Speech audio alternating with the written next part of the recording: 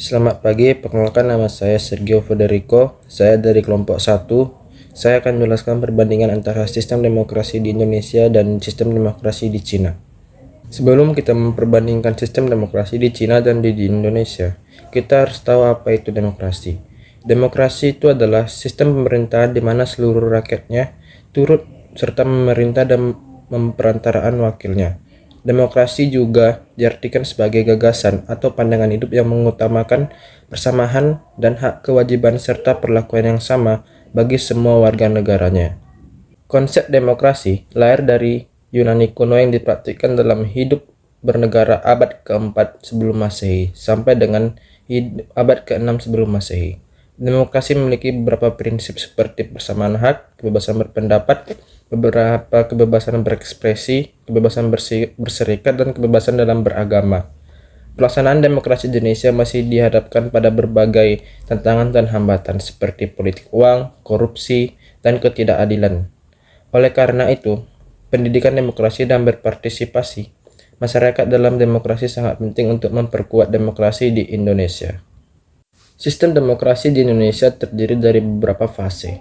Yang pertama adalah demokrasi parlementer. Demokrasi ini dimulai dari tahun 1945 sampai tahun 1959. Demokrasi parlementer adalah demokrasi sistem pemerintahan di mana kekuasaan politik terletak pada parlemen atau legislatif atau yang terpilih oleh rakyat.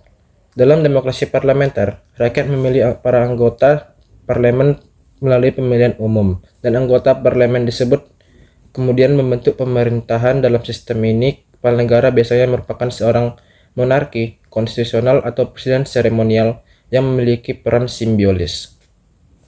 Yang kedua adalah sistem demokrasi terpimpin. Sistem demokrasi terpimpin dimulai sejak tahun 1959 sampai tahun 1965. Sistem demokrasi terpimpin, kekuasaan politik terpusat pada satu pemimpin atau kelompok kecil yang disebut Dwi Tunggal, yang terdiri dari presiden dan wakil presiden. Pemimpin atau kelompok tersebut dianggap sebagai orang yang paling memahami kebutuhan dan aspirasi rakyat, dan mereka bertindak sebagai mediator atau penengah antara rakyat dan pemerintah. Demokrasi terpimpin mengklaim menggabungkan nilai-nilai demokrasi dengan nilai sosialisme. Dalam prakteknya, demokrasi terpimpin memberikan kekuasaan yang signifikan kepada pemimpin dan partai politik yang dominan, dengan tujuan sosial dan ekonomi yang dianggap penting bagi masyarakat. Yang ketiga adalah sistem demokrasi Pancasila. Sistem demokrasi Pancasila dimulai dari tahun 1966 sampai tahun 1998. Demokrasi Pancasila adalah demokrasi yang berdasarkan kekeluargaan dan gotong royong yang ditunjukkan kepada kesejahteraan rakyat, yang mengandung unsur-unsur berkesadaran religius, berdasarkan kebenaran, kecintaan, dan budi pekerti luhur, berkepribadian Indonesia, dan berkesinambungan. Masih terkait pengertian demokrasi Pancasila, secara sederhana, demokrasi Pancasila dapat diartikan sebagai konsep demokrasi yang berlandaskan nilai-nilai Pancasila sebagai dasar negara Indonesia. Yang keempat adalah sistem demokrasi reformasi. Sistem demokrasi ini dimulai dari tahun 1998 sampai sekarang. Pada saat ini, Indonesia menggunakan sistem demokrasi reformasi karena sistem demokrasi reformasi ini merupakan sistem demokrasi yang lebih terbuka dan partisipatif. Perkembangan demokrasi di Indonesia juga dipengaruhi oleh sejarah politik dan konsepsi demokrasi menurut para tokoh, mulai dari founding fathers kemerdekaan Indonesia, terutama Muhammad Hatta dan Sultan Syahrir. Selain itu, gotong royong dan rasa kekeluargaan menjadi pangkal dari demokrasi Pancasila. Terdapat beberapa fungsi dari demokrasi di Indonesia. Yang pertama adalah mewujudkan kedaulatan rakyat. Yang kedua, menjamin hak asasi manusia. Yang ketiga, mendorong akuntabilitas pemerintah. Yang keempat, melindungi keanekaragaman dan pluralisme. Yang kelima, mendorong pembangunan ekonomi dan sosial. Yang keenam, menjaga stabilitas politik. Yang ketujuh, mendorong partisipasi rakyat. Yang kedelapan, menjaga keseimbangan kekuasaan. Fungsi dan peran demokrasi di Indonesia juga sangat penting dalam menjalankan sistem pemerintahan yang adil, partisipatif, dan berkeadilan. Perkembangan demokrasi di Indonesia mengalami dinamika yang cukup kompleks dan menjalani perkembangan yang sangat dinamis.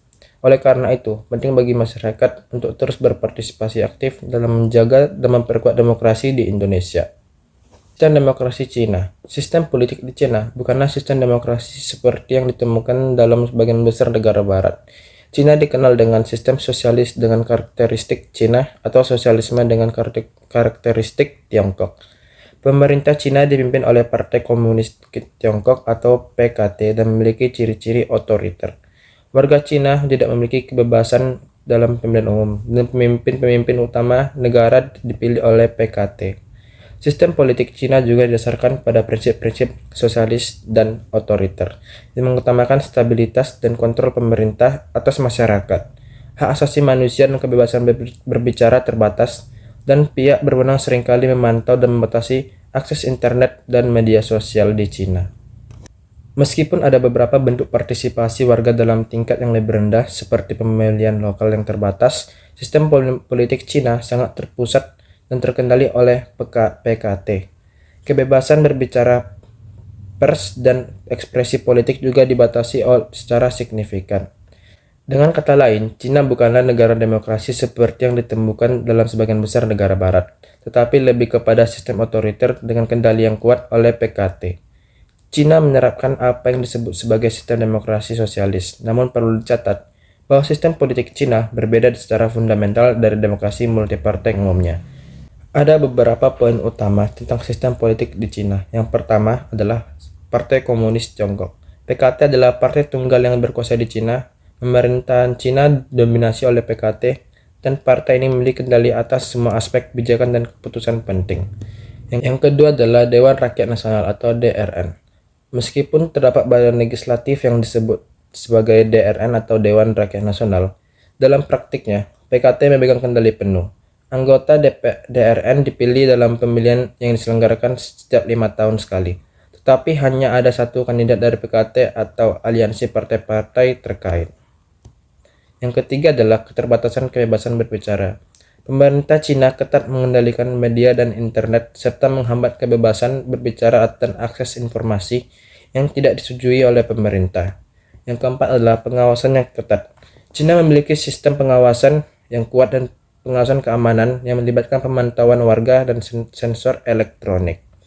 Jadi dapat kita simpulkan perbandingan sistem demokrasi di Indonesia dan di Cina adalah sebagai berikut. Yang satu, jenis demokrasinya. Di Indonesia, sistem demokrasi parlementer ini berarti memiliki pemilihan umum berkala dengan partai-partai politik yang bersaing secara bebas dan pemilihan presiden secara langsung. Sedangkan Cina adalah negara sistem otoriter. Partai Komunis Tiongkok mengendalikan semua aspek politik dan pemilihan umum yang kompetitif tidak ada. Yang kedua dalam partisipasi politik.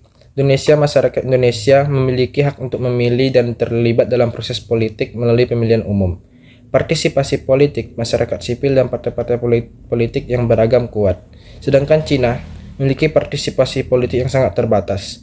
PKT adalah salah satunya partai yang berkuasa, dan masyarakat sipil memiliki sedikit kendali atas proses politik tersebut. Yang ketiga adalah dalam pemilihan kepala negara.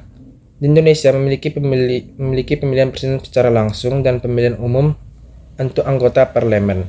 Presiden adalah kepala negara dan pemerintahan. Sedangkan Cina tidak memiliki pemilihan umum untuk jabatan presiden. Presiden Tiongkok adalah orang yang dipilih oleh Kongres Rakyat Nasional yang dibawa kendali oleh PKT. Yang keempat adalah sistem kebebasan media dan ekspresi. Indonesia lebih terbuka terhadap kebebasan media dan ekspresi. Terdapat beragam media independen dan opini yang beragam diizinkan. Sedangkan Cina memiliki sensor media yang ketat dan kendali atas internet. Ekspresi yang kritis terhadap pemerintah dapat ditekan. Yang kelima adalah sistem hukum. Sistem hukum di Indonesia memiliki sistem hukum yang lebih independen dan yudikatif yang berfungsi secara relatif mandiri. Sedangkan Cina dikendalikan oleh PKT dan hukum partai mendominasi. Perbedaan ini mencerminkan pendekatan yang sangat berbeda terhadap pemerintahan, partisipasi politik, dan hak asasi manusia antara kedua negara. Indonesia menganut sistem demokrasi yang lebih terbuka, sedangkan Cina adalah negara otoriter dengan kendali kuat oleh PKT. Sekian penjelasan perbandingan antara sistem demokrasi di Indonesia dan di Cina. Terima kasih.